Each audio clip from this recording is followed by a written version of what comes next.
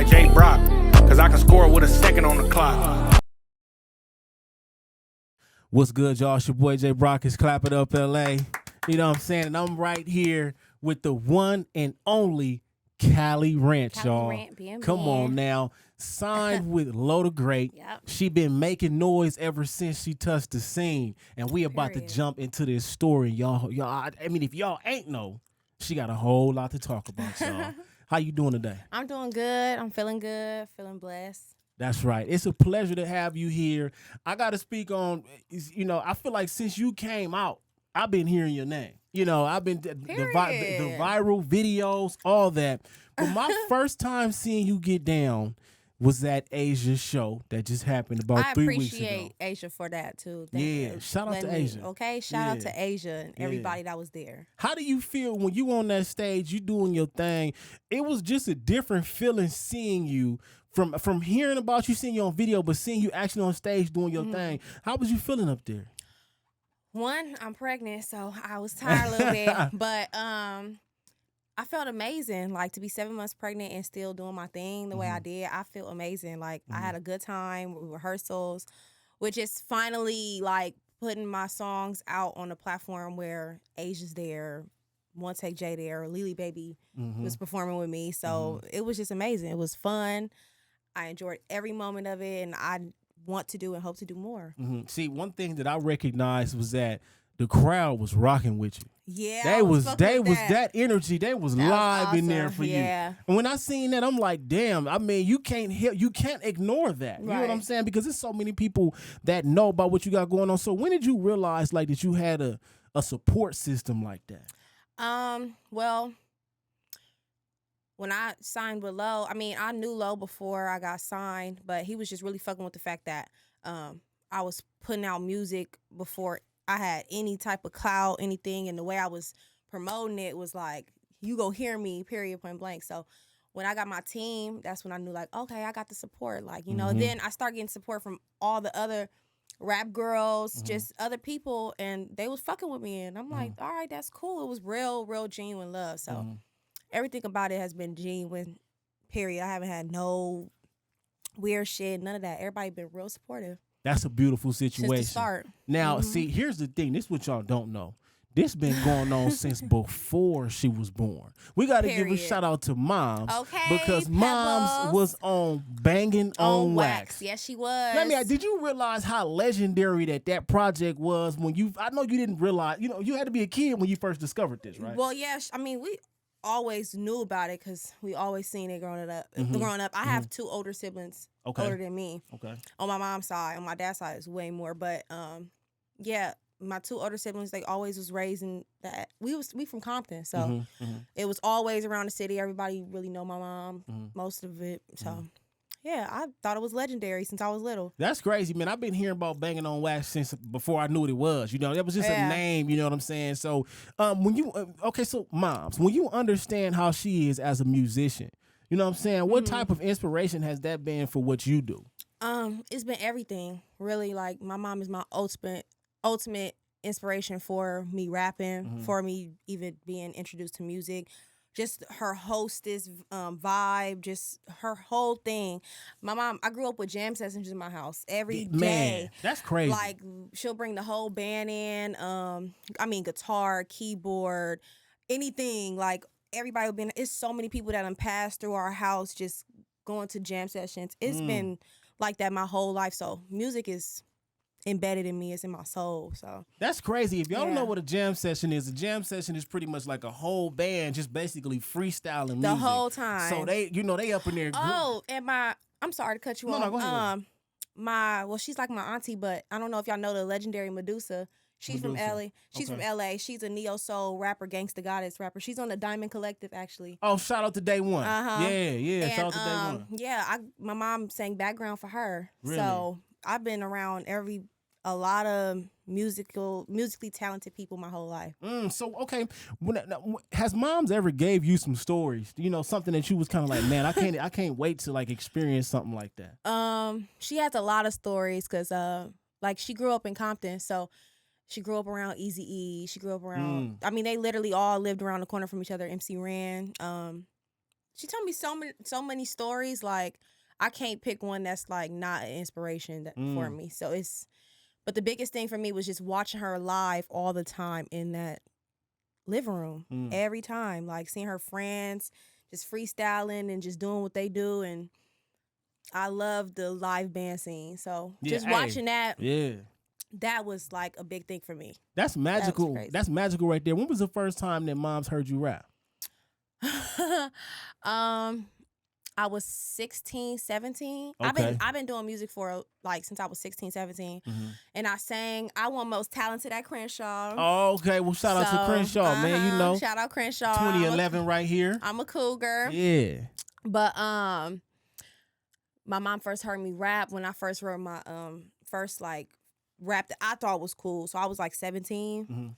And she was like, oh, okay, you can really do it. But when I really started going for it, when I finally put out my song, she was like, oh, you really doing it. Is that Beyond Me? Yep. And that was a song that you put together all by yourself? All by myself, everything. I did the cover art. I did everything. Put it out myself, put myself on DistroKid, everything. So speak on the process of making Beyond Me and putting it out yourself. I feel like this story is important because this is what it takes. Right. You know, sometimes you have to get up and do stuff by yourself until you don't have to do it by yourself no more. Teamwork makes the dream work, but building a team is a process. Right, exactly. So speak to us about Beyond Me. How long had you been working on that? Take us back to those days. So I think I was about to graduate high school. So I was really mad at my friends. Okay. At this time, I was getting real high too. Like I was always smoking. So I'm like, everything was just beyond me. Like I was just pissed off about a lot of shit. I was mad about my friends. I was just mad about a lot of shit. So when I started writing it, it was just like, yeah, all this shit beyond me. Like I don't got time for none of this shit. And you was popping it. Yeah, I was popping it. I'm Calirant for a reason. Yeah. So I was ranting. I was really mad, and that was like really like the first song. My mom was like, damn, like you talking your shit. So I had it for a few years. I didn't put it out. I made some other songs. I done went to this other studio, recorded other songs there, but Beyond Me stuck out so much because that's how I was feeling at that time. So one day I just quit my job, and it was my first like little job before Starbucks. Right, yeah. You got the song "Fuck Starbucks." Yeah. It was before Starbucks. It was "Fuck USC" first. Oh, so no. What USC do?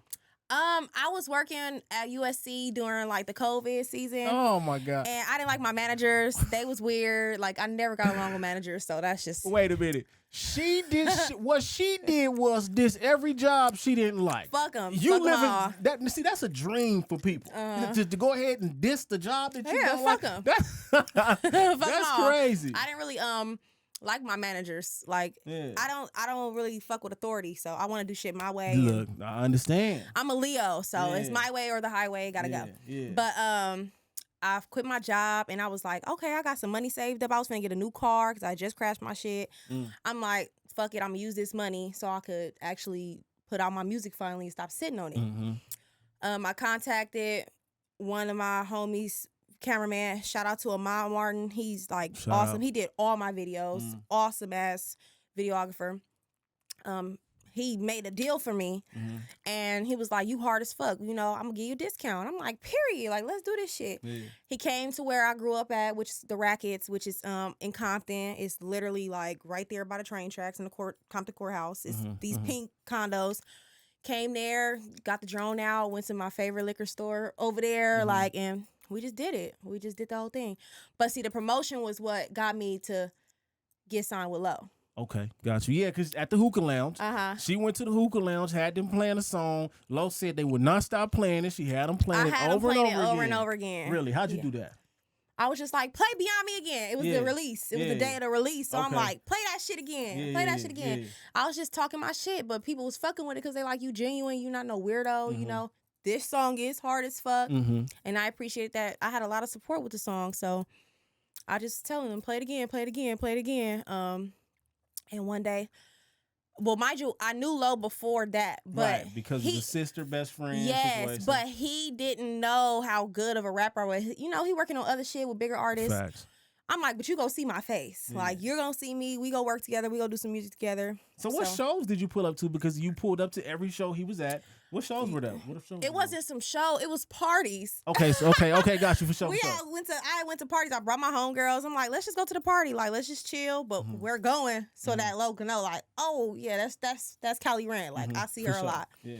So and then I knew his brother from high school, so it was like, oh yeah, like then his best friend's sister, like it was connections. So going to the parties, like, oh, you know, what's the deal, Lo? Da, da, da, da.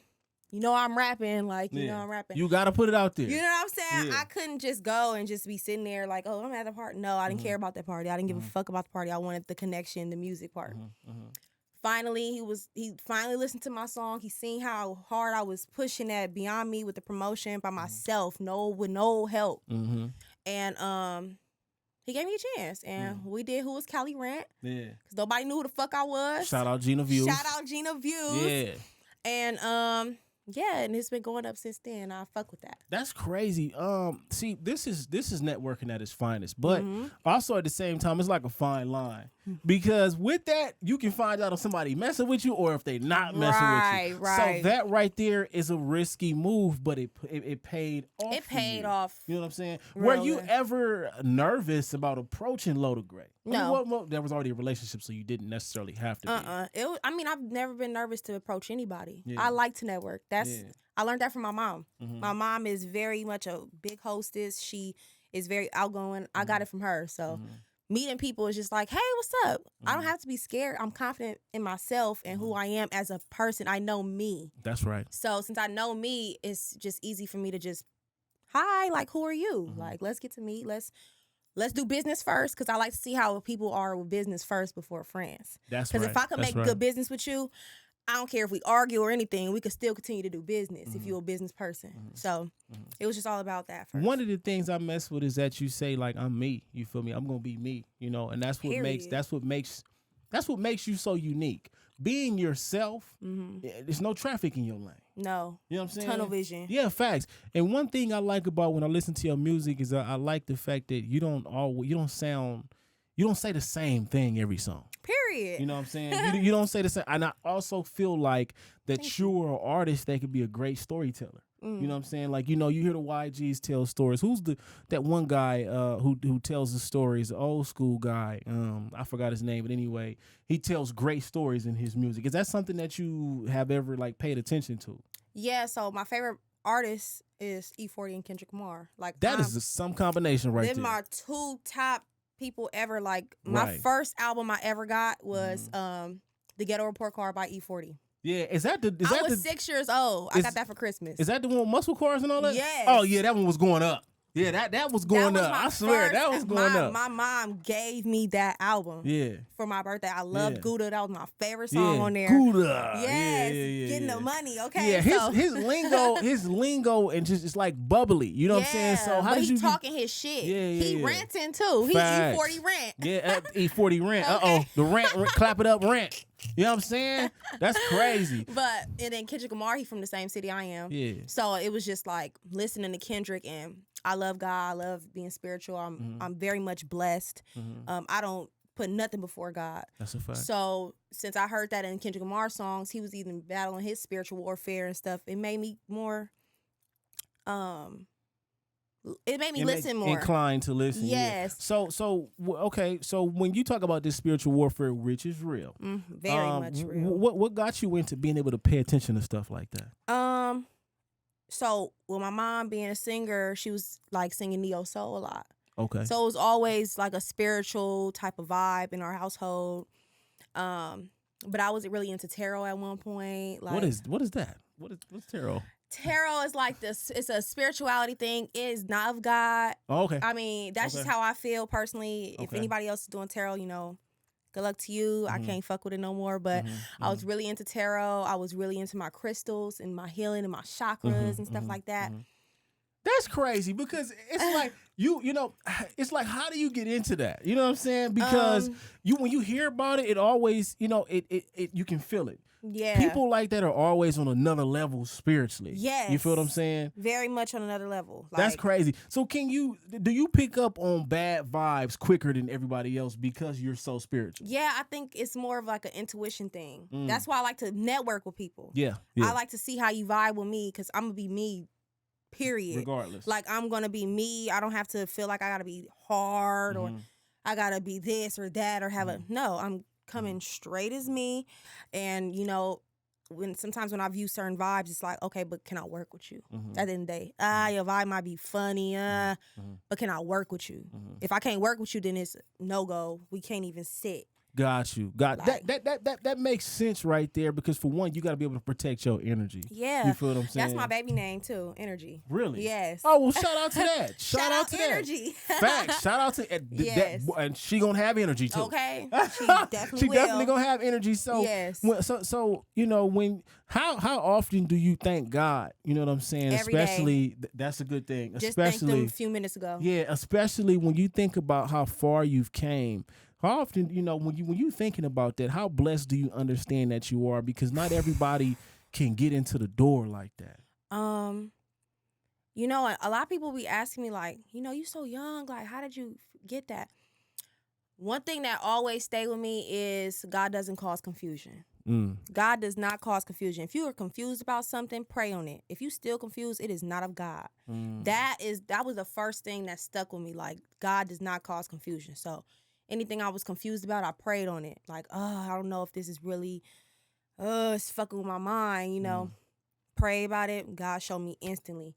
You have to have faith, like pure faith. You can't just be like, oh, let me pray about this and still be shaking in your boots. No, God gonna handle it. Let me pray about it. Let me let go, let God, and go on about my day.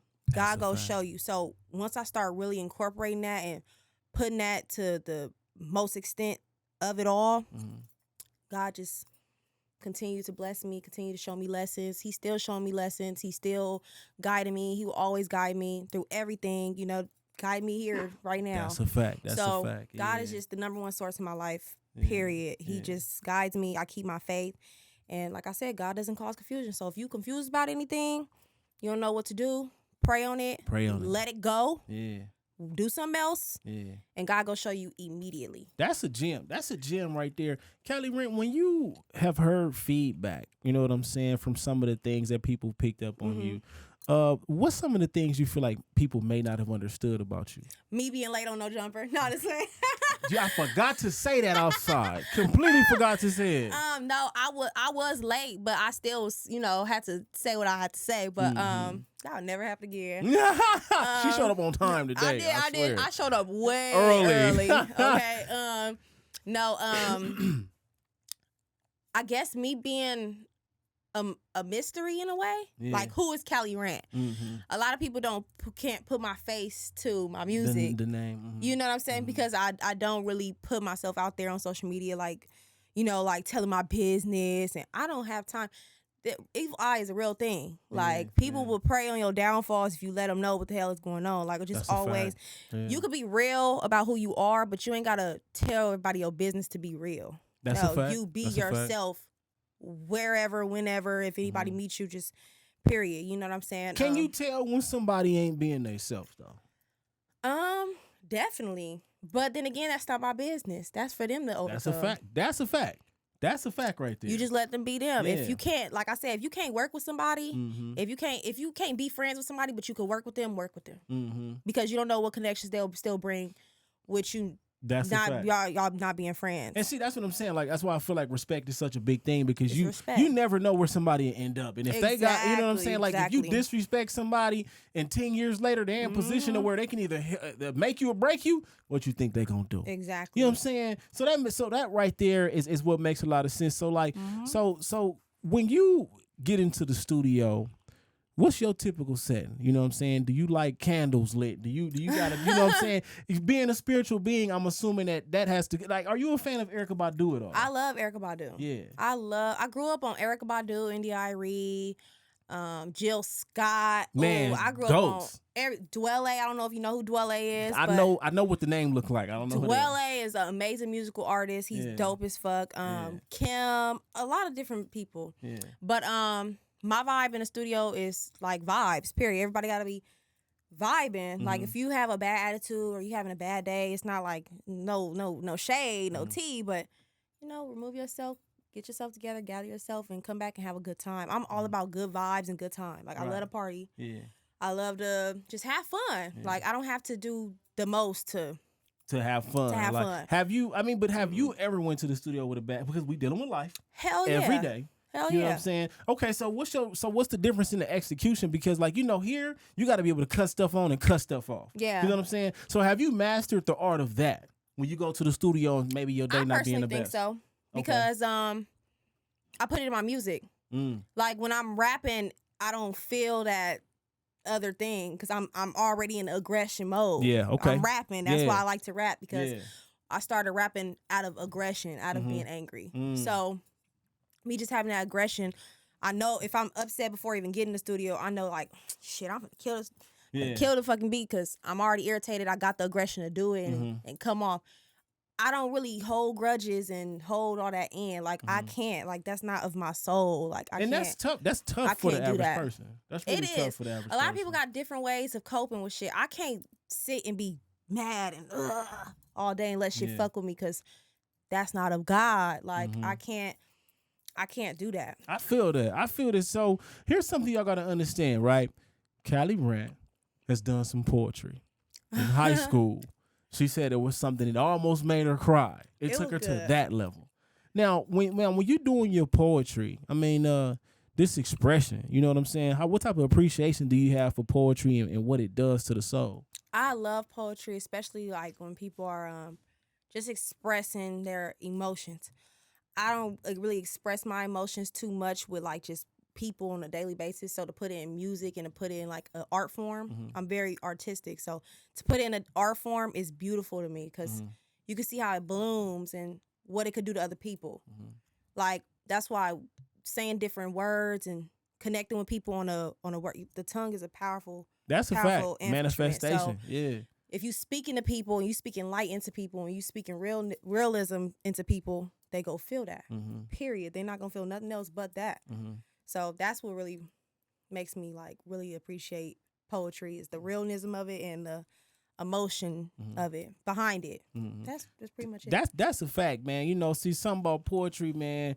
I had a homie named King Q, man. He do his poetry, get to moving his fingers and all this different stuff like that. It's an amazing situation. Do you still do poetry today? No, I mean I rap. I mean, okay, but can we get a acapella poem from Calirant on one of these projects one day? Yeah, definitely. I'm finna say, why not? I mean, definitely. Y'all get some singing too. Everything. Pop. Y'all might get a little Bollywood. Oh man, what is Bollywood? Okay, I don't know what that is. That's like Indian music. Oh, okay, yeah. My sister used to be really into this Bollywood artist named Benny Lava. He like the Michael Jackson of India. Yeah. I've listened to so much music in my life. So like Bollywood is like, you know that song Addictive by Truth Hurts? No, I don't know what Truth Hurts is. He's so contagious. Oh, I'm just... He drives my pages. I know. That's got the Bollywood sound on it. So, hell yeah. Yeah, I know exactly what you're talking about. Yes. That's crazy. Well, yeah, that song is a banger, too. I love that song. She got in trouble for that damn song, but that whoever mixed that beat and produced that beat, yeah, hard. that song was hard than a mug. I swear. I forgot all about that song, the classic song. So you got a classic, right? She worked on. They did the remix to the what's that? How Do You Want It by Tupac. Yes. When you heard how Low the Great and I forgot the other. Is That Trey did that? How happy were you to know that you had this is yours? I loved it. Yeah. I came to them like, I need this. Yeah, I need this sample. Yeah. You know what it was? I heard YG and Chris Brown do that mix first. Oh, they did? Yes. Okay.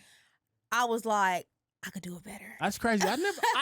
They awesome though. I love them, but I was like, I'm a girl. I could do that shit. Yeah. Facts. Getting a woman's print on that definitely something else. And I mean, man, you are getting you got a whole project from Low the Great. Yes. You getting all them beats right there. What is it like when y'all step in the studio together? And what's that bond like? It's like brother and sister. Like he gets it, we get into it sometime, but that's my brother at the end of the day. It's not like no real into it, but I'd be like, I need a beat. Like, oh, she get the ranting. You know, I get to ranting. Yeah. But at the end of the day, like, it's a good vibe. It always been a good vibe. Like, he understands me, I understand him. It's just more so when we working, we working. Yeah. Like, it's not like I don't have to be so serious about it. I just need to have fun and work and strive, because Low works. Yeah. Ain't no stopping with Low. Like, every song that done came out for the past, like, 2-3 years, in LA alone has been a lot of Low to Great. So that's a fact. So there has been, like, no stopping. So why would I hog tie? Facts, bro. like you gotta Kelly understand, Low is really he has had some of these artists have some of their biggest songs with Low, and that's no cap. That's fact. That's no cap. That's like, big for real, facts. he is really one of those guys. So, you know, having Low in your corner, when you, how many people, other producers, have tapped in with you? Like, I want to work with you now. You know, knowing what you're doing. A couple of them. I have not yet to work with any. Oh no, I worked with Trey, which is under Low to Great. That's right. Yeah, but outside of Low to Great situation. Cruel. Her name is Cruel Intentions. Okay. She's dope. Oh my gosh, I love Cruel. I love her as a being, and she's a Leo too. Oh man, the Leo thing. Leo power. I mean, hey, look, I'm the look. It's Leos all up in the room. I'm the only one that's not a Leo up in here right now. It's like facts. It's crazy. We are dope people. But Cruel is awesome. Like, she's the only girl producer I've ever worked with. Yeah.